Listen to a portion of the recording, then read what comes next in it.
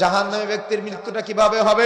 মালাকুল মাউত আসবে, মালাকুল মাউতের সাথে একদল ফেরেশতা আসবে, যে ফেরেশতার হাতে থাকবে চট। চট চেনেন আপনারা? চট চেনেন? বস্তা, সালার বস্তা চেনেন আপনারা? চট। তো মালাকুল মাউতের হাতে থাকবে, মালাকুল মাউত আসবে, কিন্তু তার সঙ্গী সাথী যারা আছে তাদের হাতে থাকবে চট, বস্তা, দুর্গন্ধযুক্ত। কেমন দুর্গন্ধ জানেন? আল্লাহ রাসূল বলছেন গোটা পৃথিবীতে যত দুর্গন্ধ আছে এই সব কিছুর চাইতে আরো বেশি দুর্গন্ধ, জঘন্য দুর্গন্ধ, যে দুর্গন্ধ পৃথিবীতে নাই। তার মানে আমরা যে দুর্গন্ধ পাই না, দুর্গন্ধ দেখলে নাক টিপে ধরি না, এই সব দুর্গন্ধের চাইতে আরো বেশি দুর্গন্ধযুক্ত চট বস্তা নিয়ে ওই ফেরেশতার অপেক্ষায় থাকবে। আর মালাকুল মাউত মাইয়েতের মাথার কাছে এসে বসবে, এসে বলবে অমুকের মেয়ে অমুকের খবিস আত্মা বের হয়ে আসো, অমুকের ছেলে অমুকের খবিস আত্মা বের হয়ে আসো। বলেন তো কি শব্দ যুক্ত করলো? কথা বলেন না কেন? কি শব্দ? আমরা কি চাই আমাদের নামের সাথে যুক্ত করা হোক? আপনি চান এইটা? দেখেন মালাকুল মাউত যেই মুহূর্তে বলবে খবিস আত্মা বের হয়ে আসো, সেই মুহূর্তে দেহের মধ্য থেকে আর আত্মাটা বের হতে চাইবে না। খবিস শব্দ শোনার সাথে সাথে আত্মাটা দেহের এক প্রান্ত থেকে আরেক প্রান্ত, হাদিসের শব্দ এমনটাই, এক মাথা থেকে আরেক মাথা পর্যন্ত দৌড়াদৌড়ি করবে, ছুটোছুটি করবে, ও আর বের হতে চাইবে না। আল্লাহ রাসূল বলছেন তখন তার দেহের মধ্যে থেকে ওই আত্মাটা এমন ভাবে বের করা হবে টেনে। আল্লাহ রাসূল বলছেন তোমাদের কারোর শরীরে যদি গরম উত্তপ্ত লোহা প্রবেশ করানো হয়, গরম উত্তপ্ত বুঝেন, তামার যখন লোহা পোড়াতে পোড়াতে পোড়াতে পোড়াতে লাল রঙের করে ফেলে, এই গরম উত্তপ্ত লোহা যদি তোমাদের কারো শরীরে প্রবেশ করানো হয় আর ওটা যদি টেনে বের করা হয়, তাহলে চামড়া, রক্ত, গোস্ত, মাংস যেভাবে বের হয়ে আসে, আল্লাহ রাসূল বলছেন ওইভাবে মালাকুল মাউত আত্মাটা দেহের মধ্য থেকে টেনে বের করে নিয়ে আসবে। বুঝেন না মনে হয়? ফিল করতে পেরেছেন? কি বুঝেছেন? কিছুই বুঝেন নাই, কিছুই বুঝেন নাই। কি বুঝতে পেরেছেন? আত্মাটা এভাবে টেনে বের করে নিয়ে আসবে, এসে ওই দুর্গন্ধযুক্ত চটের মধ্যে আত্মাটা দিয়ে দিবে। তো ফেরেশতারা আত্মাটা নিয়ে আসমানের দিকে যেতে থাকবে। যেতে যেতে যেতে যেতে প্রথম আসমানের দরজার নিকটবর্তী যেই মুহূর্তে যাবে, তখন দারোয়ানকে জিজ্ঞাসা করবে এটা কার আত্মা? তখন বলা হবে এটা হলো অমুকের ছেলে অমুকের খবিস আত্মা, এটা হলো অমুকের মেয়ে অমুকের খবিস আত্মা। যেই মুহূর্তে আপনার নামের সাথে খবিস শব্দ ওই দারোয়ানকে ফেরেশতা শুনতে পাবে, সেই মুহূর্তে দরজা আরো লাগিয়ে দিবে, আপনার জন্য দরজা খুলবে না। কোথায় অপেক্ষা? বলেন তো কোথায় অপেক্ষা করতেছেন? কোথায়? প্রথম আসমানের নিচে। বুঝেন না মনে হয়? কোথায়? প্রথম আসমানের নিচে, অর্থাৎ অপেক্ষায় আছেন, ঝুলন্ত অবস্থায় আছেন যে আল্লাহ কি ফায়সালা দেয়। এদিকে মাইয়েতের আত্মীয় স্বজনরা গোসল দিয়ে জানাজা দিয়ে তাকে কবরে যখন রেখে আসে, তখন আল্লাহর পক্ষ থেকে ফায়সালা চলে আসে আত্মাটাকে সিজ্জিনের কাতালে বিবদ্ধ করা হোক। যেই মুহূর্তে সিজ্জিনের কথা বলা হওয়া দেরি, তার আগেই আত্মাটাকে এত জোরে নিক্ষেপ করে। হাদিসের শব্দ এমনটা, কয়েকটা শব্দ বলা যেতে পারে আপনাদের বোঝার স্বার্থে। বলেন তো, ছেড়ে দিলে এবং নামিয়ে নিয়ে আসলে এবং চেলে দিলে, তার মানে একটা হলো ছেড়ে দেওয়া, একটা নামিয়ে নিয়ে আসা, আর একটা হলো চেলে দেওয়া। কোনটার গতি বেশি? কোনটা? নিক্ষেপ করা, চেলে দেওয়া। তো হাদিসের শব্দ এমনটাই যে ওখান থেকে নিক্ষেপ করবে, চেলে দিবে, এত জোরে নিক্ষেপ করবে জমিনের নিচে 70 গজ পর্যন্ত ঢুকে যাবে। ওই আত্মাটাকে আবার টেনে বের করা হবে, টেনে বের করে মাইয়েতের দেহে দেওয়া হবে। দেওয়ার পরে ফেরেশতারা জিজ্ঞাসা করবে মার রব্বুকা, তোমার রবকে? সে বলবে হা হা লা আদরি, আমি তো আমার রবকে চিনি না। বললেন তো তাওহীদ উলুহিয়া সংজ্ঞা কি? বলতে পারবেন একজন? তাওহীদ রুবুবিয়্যাহ সংজ্ঞা বলতে কি আল্লাহকে চিনতে পেরেছি? আল্লাহকে তো চিনি নাই, আল্লাহর উলুহিয়াত সম্পর্কে জানি না, আল্লাহর রুবুবিয়্যাত সম্পর্কে জানি না, আল্লাহর আসমা ও সিফাত সম্পর্কে আমাদের ন্যূনতম কোনো ধারণা, ন্যূনতম ধারণা নাই, ফিকির নাই, চিন্তা নাই। আল্লাহ সম্পর্কে আমাদের কোনো টেনশন নাই, জানার কোনো আগ্রহ নাই। আপনার সন্তান আল্লাহকে চিনে না, আপনার স্ত্রী আল্লাহকে চিনে না, আপনার প্রতিবেশী আল্লাহকে চিনে না, আপনি নিজেও আল্লাহকে চিনেন না, তাহলে আপনি কিভাবে বলবেন যে রব্বি আল্লাহ? বলতে পারবেন আপনি? আমরা এমন পরীক্ষার মধ্যে আছি দুনিয়াতে, এই পরীক্ষার প্রশ্ন সম্পর্কে জানা, আমাদের প্রশ্নের উত্তর সম্পর্কে জানা, উত্তর কিভাবে বাস্তবায়ন করা হবে তার জন্য গাইডলাইন পাঠিয়েছেন আল্লাহ রাব্বুল আলামিন। ওহিয়ে মাতলু, ওহিয়ে গায়রে মাতলু, কুরআন ও সহিহ হাদিস।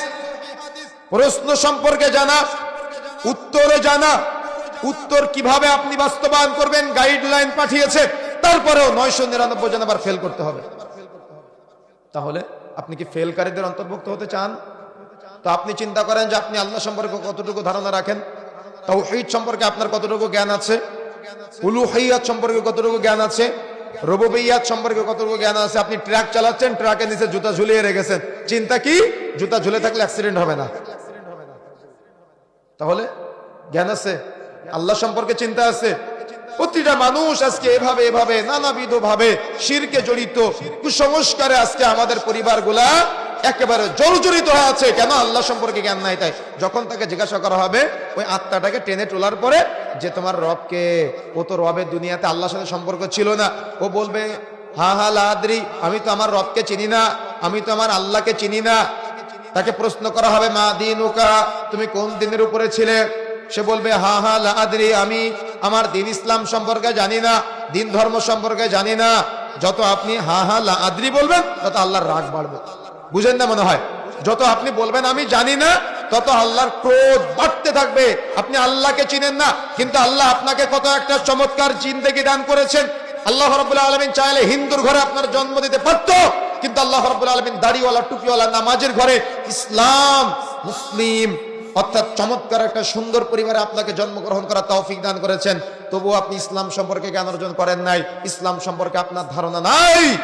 মনে রাখার চেষ্টা করবেন, যেই মুহূর্তে আপনি বলবেন আমি ইসলাম সম্পর্কে জানি না, আমার দিন সম্পর্কে জানি না, তখন আল্লাহ রাব্বুল আলামিন আর একটু রাগান্বিত হবে।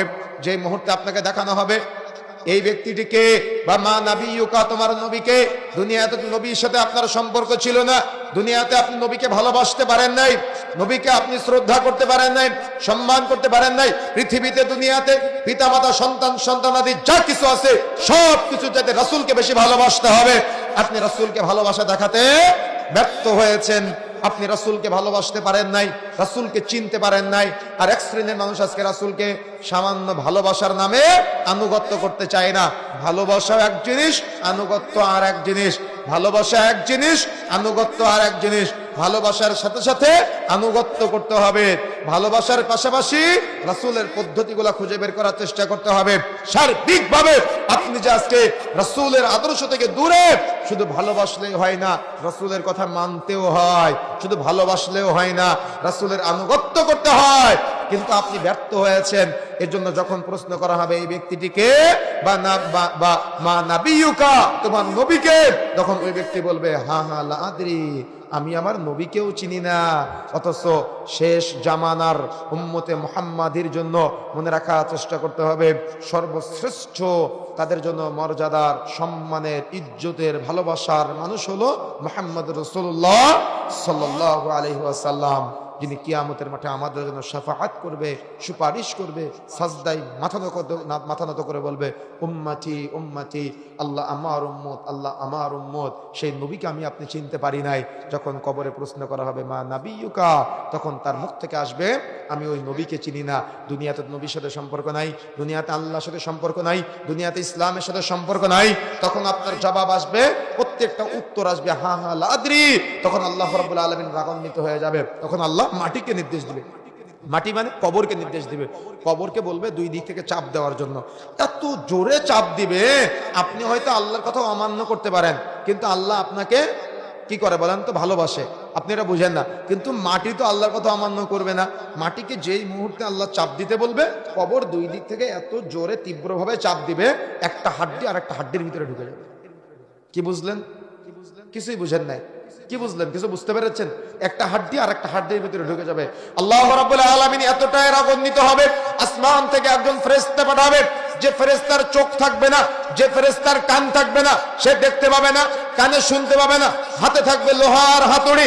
ওই ফেরেশতা মাইয়িতকে এত জোরে পিটাবে, এত জোরে আঘাত করবে।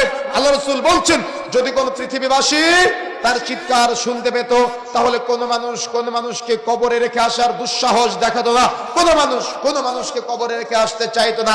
সবাই ভাবতো, না জানি আমার মাকে কবরে রেখে আসলে আমার মায়ের কবরে কেমন আযাব হয়, না জানি আমার বাবাকে কবরে রেখে আসলে আমার বাবার কবরে কেমন শাস্তি হয়, না জানি আমার ভাইকে কবরে রাখলে আমার ভাইয়ের কেমন কষ্ট হয়, না জানি আমার স্ত্রীকে কবরে রাখলে আদরের স্ত্রীর কত কষ্ট হয়।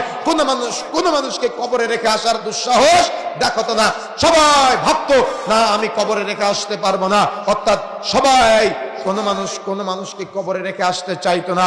আল্লাহ রাসূল বলছেন ওই ফেরেশতা এত জোরে আঘাত করবে, ওই আত্মা ওই দেহ জমিনের নিচে 70 গজ পর্যন্ত ঢুকে যাবে, তাকে আবার উঠানো হবে। দেখেন এই হাদিসের ব্যাখ্যা উলামায়ে কেরাম এভাবে করেছেন, ওই যে চোখ দিয়েছেন, অর্থাৎ তার চোখ যে নাই, তার কান যে নাই, কেন চোখ নাই, কেন কান নাই, ও এত জোরে পিটাবে, ওর পিটানোর আঘাতে ও যে জমিনের নিচে ঢুকে যাচ্ছে, আবার উঠতেছে, আবার ঢুকে যাচ্ছে। ও এটা দুখলে ওর মায়া হতে পারে, ওর দয়া হতে পারে, এই জন্য দয়া মায়া বিহীন যাতে পিটাতে পারে। ওর কান থাকবে না কেন, যাতে করে ও মাইয়েতের চিৎকার শুনতে না পায়। হয়তো আর্তনাদ শুনলে, চিৎকার শুনলে তার মায়া হতে পারে, তার কষ্ট হতে পারে, তার ব্যথা লাগতে পারে, হয়তো সে একটু কম আঘাত করতে পারে। এই জন্য উলামায়ে কেরাম বলছেন যে ব্যাখ্যায় তার চোখ এবং কান এই জন্য থাকবে না, তার মায়া হতে পারে, অর্থাৎ সে দয়া মায়া বিহীন তাকে পিটাতে থাকবে। যদি আপনি এরকম মৃত্যু চান, আর যদি আপনি জান্নাতি মৃত্যু চান, দুটাই আপনার সামনে স্পষ্ট, দুটাই আপনার সামনে দীপ্তিমান, দুটাই আপনার সামনে পরিষ্কার, রাস্তাও আপনার সামনে স্পষ্ট। আপনি কোনটা পেতে চান, জান্নাতি ব্যক্তির মৃত্যুর স্বাদ নাকি জাহান্নামী ব্যক্তির মৃত্যুর স্বাদ? সিদ্ধান্ত আপনার, চিন্তা আপনার, ভাবনা আপনার, গবেষণা আপনার। কেন আল্লাহ আপনাকে ইলম দিয়ে পাঠিয়েছেন, জ্ঞান দিয়ে পাঠিয়েছেন। আল্লাহ গরু ছাগল করে দুনিয়াতে পাঠায় নাই।